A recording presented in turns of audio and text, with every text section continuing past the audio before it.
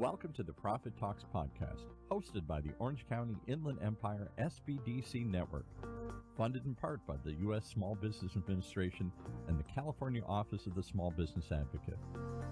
This show is the go-to resource for business owners seeking empowerment, education, and resources to succeed.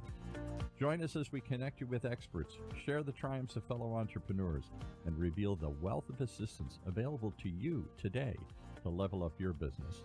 So let's go. Let's dive in and learn more. Well, in every show I do, I always say this is a one-of-a-kind show. This is a one-of-a-kind product. But truthfully, today, I think that prophecy has come true because we have with us Victoria Wu from, you've heard about Spectacle of Wonder. I mean, this is not just an ordinary product. This is a wondrous spectacle here. It's print on demand digital art where you take, I guess, reimagine classic pieces of art, add humorous or whimsical elements into it, and then print this on what? T-shirts or coffee mugs or prints or whatever. Victoria Wu, you got to tell me more about this. So we take reimagined art. So imagine your Van Gogh with a Labrador Retriever. And go with a Labrador Retriever. Okay, yeah. All right. The girl with a pearl earring kissing a cat or hanging out with cats. We've got Hokusai's Great Wave, but in the waves there's flying whales and mystical sea creatures.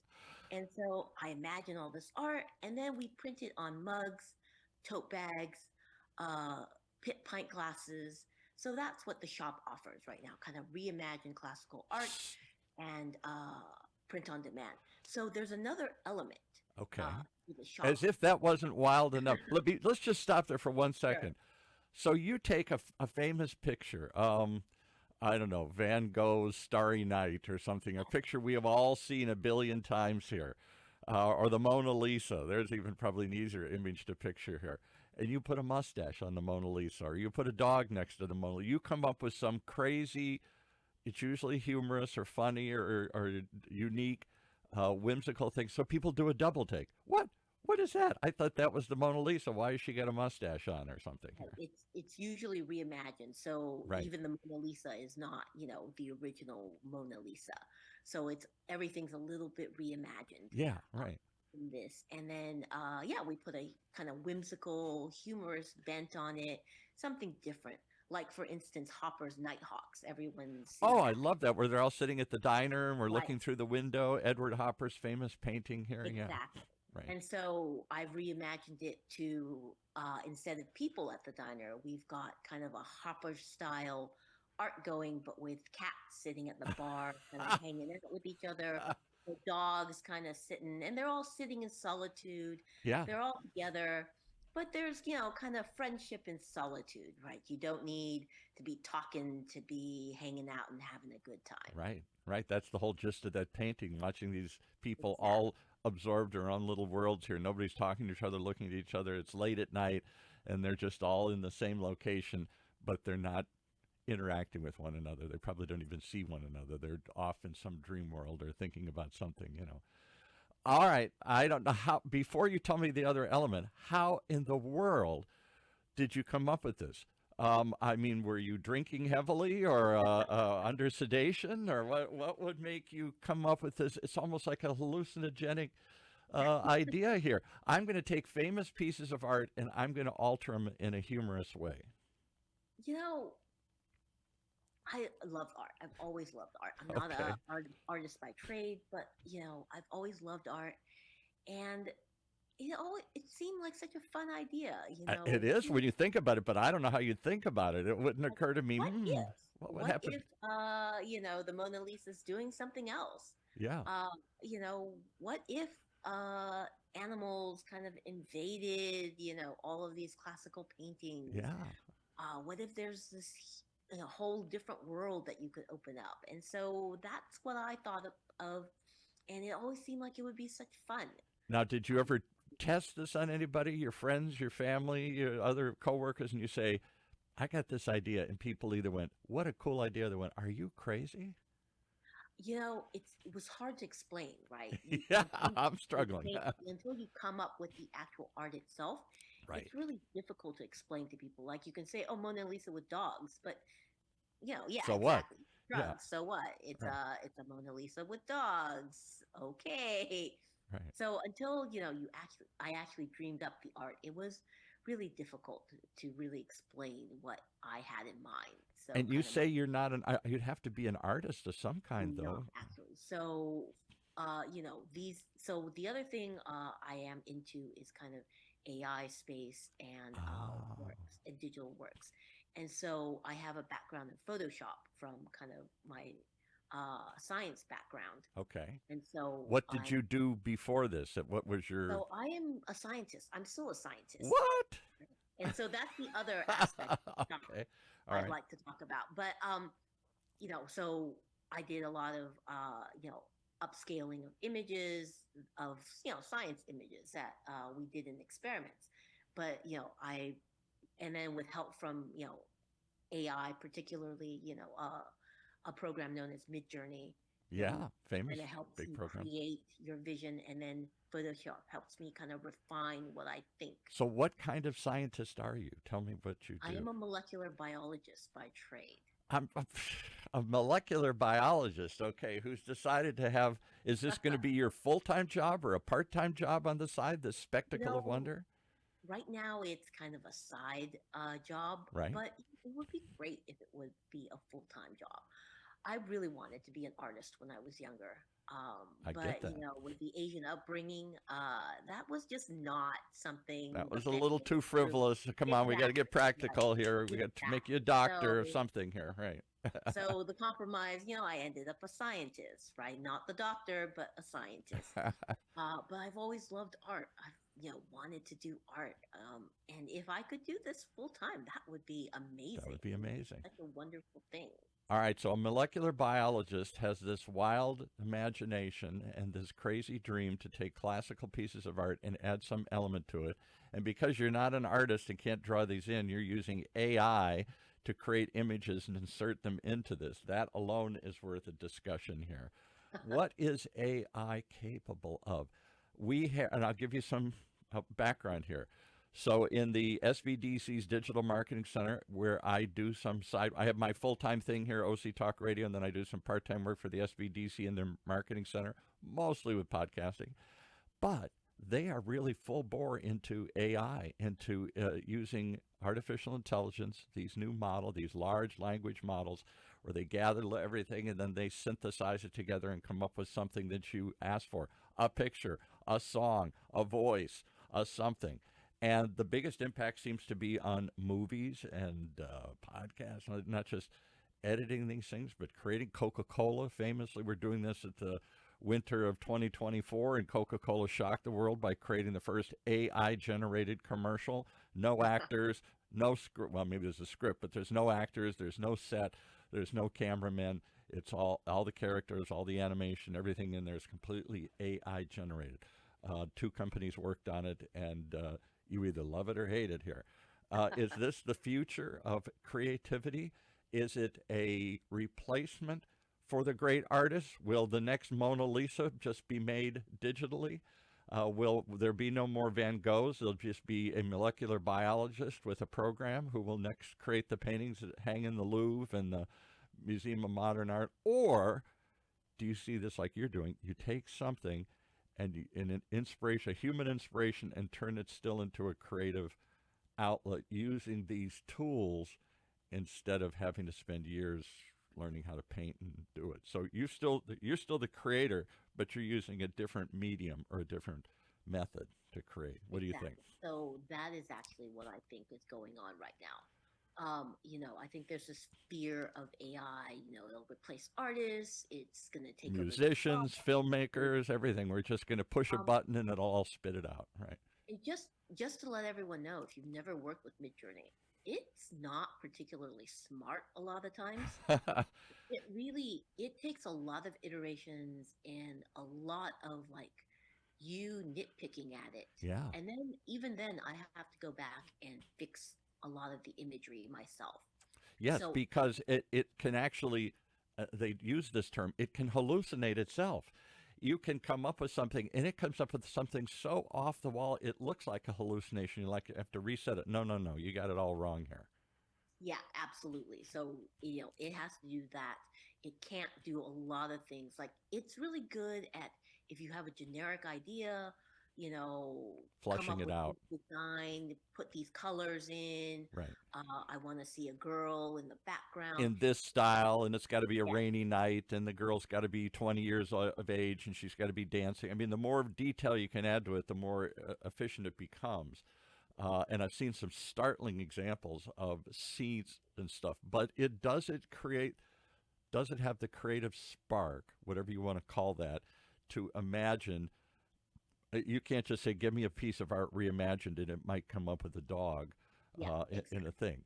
It would if somebody else did it. It might see that and copy it because it's really just kind of collecting everything that's Right. out there and then synthesizing it together into unique form. So in some ways, it's creating because it's coming up with a synthesis, but you still got to push the button and you got to give it the command. You still got to come up with the creative direction for it to follow here. Absolutely. You must come up with the idea for it. So I don't think it's going to replace People, your master works of art because it can't. It's not, I mean, who knows, 20 years from now, we could be saying a different thing, right? right? It's a different story. But as of right now, it's not possible. The artists are still the artists. They've got the creative spark, they've got the idea. I mean, I wouldn't consider myself a true artist either, right? Because I'm not doing the actual painting or drawings or designs. I'm taking an idea and reworking it. So I'm reimagining it. I'm making it funny.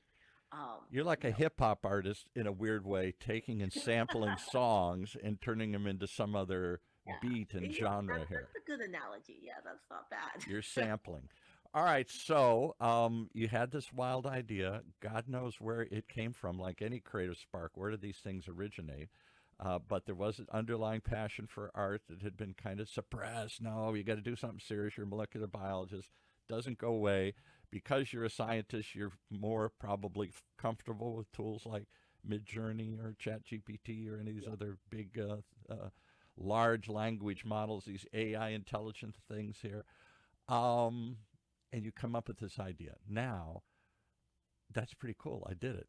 How do you come up with the idea of print on demand and put it on things? Who maybe people want to buy this and put it on their coffee mug or their T-shirt or something? Where does that come from? uh, you know, I mean, you I could have just left it there and showed it to your friends and said, "Look what I did. Isn't that funny?" You know. I wanted a mug. What it came down You to. wanted it. Like, I wanted a mug. I looked at these and I was like, you know what? I wouldn't mind having some mugs or a tote bag or something funny. Right, Like, it cheered me up. right. I thought that would be really cool. So And out of your so, own desire is born. Many businesses are born that way. I don't see anything like this. I'm going to create it.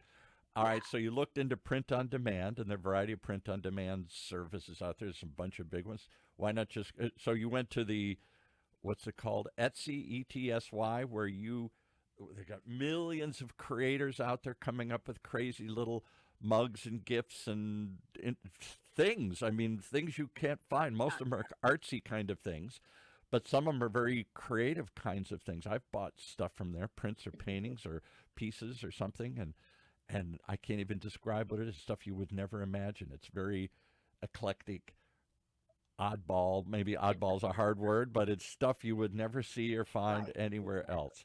Very, very, very unique stuff, like you're talking about. It's a marketplace for this kind of stuff. exactly. And you go and you order it, and then these people make the sign by hand, or they print the thing out, or somehow they're producing this piece and they send it to you here.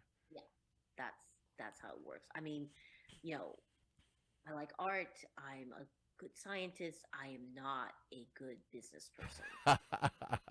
So how does that lead you to the SBDC, the purpose of the whole Exactly, show here? Yeah.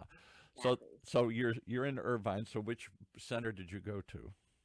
I went to the Inland Empire one. Oh, okay, That's way out there. All right. I called the number, and Right. that's how I ended up there. And at that point, I only had an idea, right? Yeah. So when I called the SBDC, I was like, I have an idea. I don't have a shop. I've got no clue what to do. And they were great. They set me up with a consultant immediately. They were Wow. like, she's got a successful Etsy shop. this is the person you need to talk to. And Did you try going, because they have their own platform too that call small shop, small business or something? They're going to kill me. No one suggested that. They have their own thing that they're trying to develop too for art creators and stuff here too. That's sort of similar to Etsy. You can get clothing, you can get, I don't know, paintings, you can get art, you can get all sorts of things. And I'll have to put you in touch with the person who runs that too. I think it's Shop Small California or something like that. I'll have to go look it up here. Go look it up on the SBDC site. Yeah. But all right, so your consultant, did they have it? They didn't laugh at you and say, "Oh, come on, you got to be serious." No. Rachel was great. She's been great. Shout out to Rachel. Who's Rachel Jimenez. Okay. Shout out to Rachel. She's amazing. She's awesome. And I've talked to marketing people at SBDC as well, so they've been good too. Like everyone's been like great. Okay. And so she walked me through how to set up the shop. She walked me through like all the business licensing things I needed to do. The whole fictitious business thing. I had no idea that existed. Was she familiar with this world of online printing and Etsy and online artists and all that stuff? So she has an Etsy shop herself. Oh. So that's what I was getting at, right? She knew all the ins and outs, and that was great. That's what I'm always amazed by the SBDC, and I'll just tout myself. I mean, if you want to know podcasting, I've been doing it for 15 years. They've got people who've been doing these things, 100-plus consultants, and they usually can zero in on somebody. If they don't know exactly what you're doing, they're pretty close, so they can find somebody who has more expertise in it. So you're not just talking to a generic, yeah, I've been in business. I had an ice cream shop or something, or I was whatever. You're talking to somebody who probably has some direct knowledge about what you're doing and can mentor you and help you for free. That's the amazing thing, That it's been amazing. SBDC has been great. So they walked you through the business part of it because you're a scientist. What do you know? You're a scientist dreaming of being an artist, and now you got to be a business person on top of it. You got to wear 3 hats. You got to be the day-to-day scientist, and then the dreamer, and then the schemer, the business person. All right. So, how long has that journey taken you here? How long did it take you from ideation? Is that the right word? Coming up with an idea to iteration to actual launch and sales and product. Well, I mean, sales are very sporadic. Right. But given that within the 6-month timeline, I've really just been like getting things set up. Right. Figuring things out. So it's still a very large work in progress. Who came up with the name? What a dramatic name. What a bold claim. This isn't just ordinaryart.com. This is Spectacle of Wonder. So one thing about Etsy, because it's so crowded, names are hard to come by. I'll bet. Right. So trying to find a unique name that would jump out at you, that you'd say, wow. But wasn't taken. Yeah. Took some work. So it was kind of a family affair. My husband and my kids, and we all kind of kicked around names, what would be interesting. And we finally came up with Spectacle of Wonder. Well, it catches my ear. It catches my attention. What is a spectacle? A spectacle alone that's a spectacle. That's not just a fireworks. That's a spectacle, spectacular. And then a spectacle of wonder. That's like adding extra sauce, extra chocolate sauce onto. I don't know. Coming up with a bad analogy. Pouring butterscotch and then chocolate and 4 other layers of tasty stuff on top here. All right, so 6-month journey. Sales are kind of sporadic. How do you market this? How do you get found? Is it just? So that is the thing I am presently working on. Yeah. I'm not found a lot. Right. Because nobody's looking for it. It's not like, oh, let me go and find that reimagined art. I wouldn't even know. That's what Etsy is filled with. I've done deep dives into it, and I go, I would never have thought of that. How would I even know to look for that? I don't even know that exists. It never occurred to me that somebody makes that. So you really have to look into and the categories are just kind of broad art or whatever. How do you get found? That I'm working on. I have a marketing consultant through SBDC, and Who are you she's working with on this? Rachel Sabovida. Okay. And Rachel's she great. Rachel's got a big background in big ad agencies and stuff here. she's really been really good. So I've been starting small, little steps. Well, if anybody can launch a product, it's Rachel because she works with actually major brands, and her background is major, if I'm not mistaken, working for some big major Yeah, ad I know. agencies. I'm like tiny fish for her. But she's been great. Yeah, She's been because she's really got her own full-time ad yeah, agency now. But exactly. So that's really presently the goal is to get traffic, um, to kind of work my way up. Kind of do all the social media things. in Uh, fact, I think Rachel has her post. own like brand of what do I want to say, like scotch or whiskey or something. She has some Maybe product herself that yeah. she tries to Wow, market, not just that's marketing good. for others. She's an entrepreneur as well as an ad specialist here. Well, all right. So I'm just amazed. How did you find the SBDC? Did you just do research and come upon them? Did somebody suggest them to you? How did you? It was super random. Right. So I was looking, I was Googling, kind of grants, how to Oh fund a yeah, new business, yeah. what what did it even take to get started, right? And the SPDC popped up, and I was like, I've never heard of them. I never. I they still think it's the best kept secret. That's why we do this podcast, just to share stories. Because it's nationwide. There's a region here in Orange County, Inland Empire, that has 100 plus consultants and I don't know 10 centers or something here, plus some specialty centers, finance center, contracting centers, other things, and then general centers. And out of all that, there's a huge mix of people that are ready to work. We get compensated through the SBA that funds the consultants and the work they do, but to the end consumer, it's free. It costs nothing because the whole goal of the federal government is always to, under any administration, is to develop small businesses and Yeah, to no, help launch it's good. businesses. And the only metrics they look for, the only thing they ask for is they're trying to see, did you start a business? Did you grow a business and increase your sales, or did you increase your workforce? If you can demonstrate any of those things, then they go, check, we did our work here, and the SBA says, okay, good job, and we continue to get funded here. So that's the only thing they'll always hit you up for when they go there. Give us some. It's not just, hey, I hope you do it next. They want to track your progress and see there. So they're really invested in you. Do you feel like they're sticking with you here? Yeah, no, they've been everyone's been great. It's been really good. So you got a Yeah, marketing consultant. Well, how could you do this otherwise? You've got a business consultant to teach you how to get set up in business. You got a online consultant to help you who has an Etsy shop, who can teach you the ins and outs of that, and then a marketing consultant on top to help you spread the word, go viral, get ads, whatever she can come up with here to tell your name. All that, you got a team. Normally, you have to either be that yeah, yourself or go hire all those different special. You have to exactly. find them and hire them. Well, I, I can't. Every time I do one of these things, I say that's the wildest idea I've heard of here yet. We've had some crazy ones out here. Dog spas, mobile pet grooming things. We had somebody come on. She just started you glaze this pottery and then you hand paint it, and she fires it up at her shop, and so it's like kids make pottery and stuff here, and Right. all sorts of very, very unusual dreams and ideas.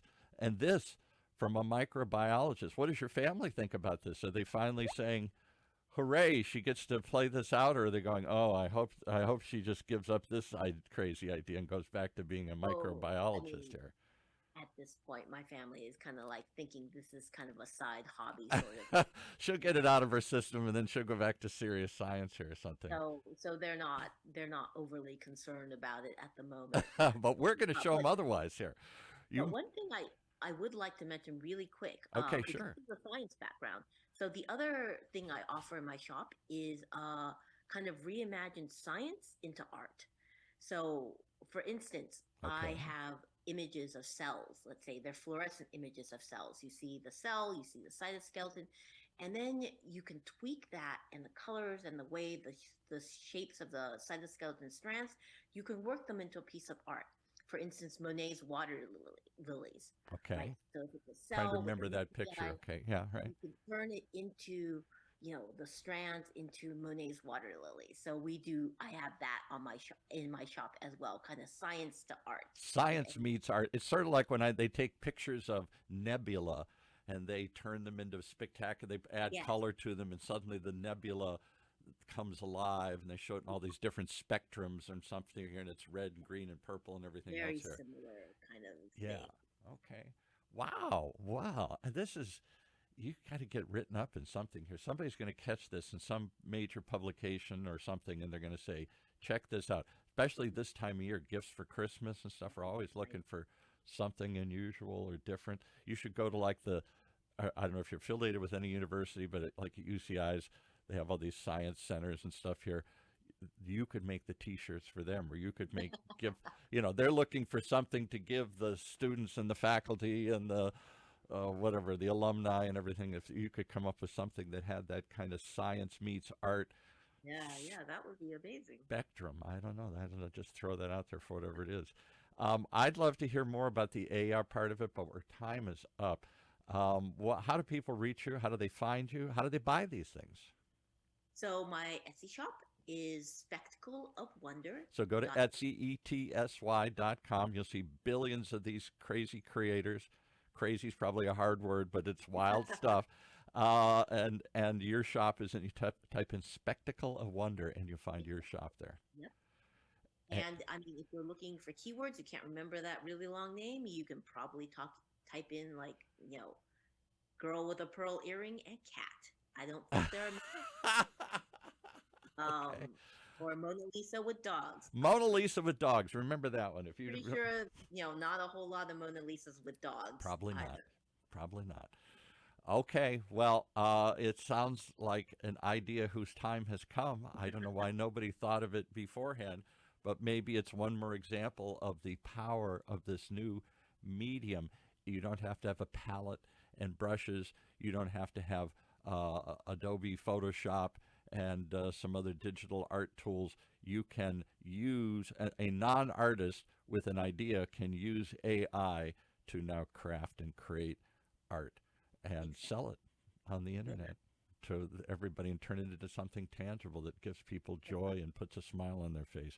You put a smile on my face today here. What a wonderful thing.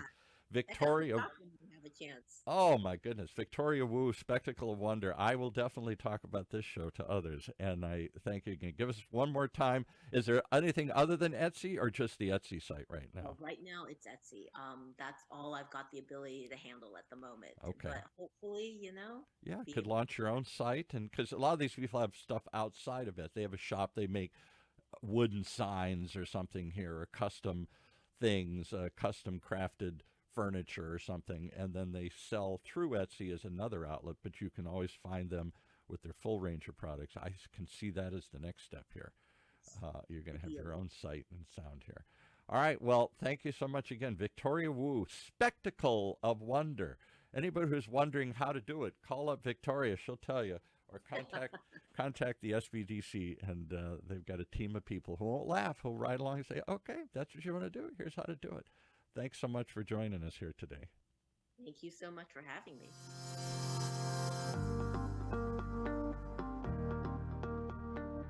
As we conclude another episode of the Profit Talks podcast, we hope we've empowered your entrepreneurial spirit. Reach out to us to connect with our experts, and let's take your business to the next level. Keep those dreams alive, keep pushing forward, and stay tuned for more. And if you liked what you heard in today's podcast and you want your business to reach new heights, just contact us at profittalkspodcast.org or call us at 1-800-616-7232. That's 1-800-616-7232. So until next time, keep thriving.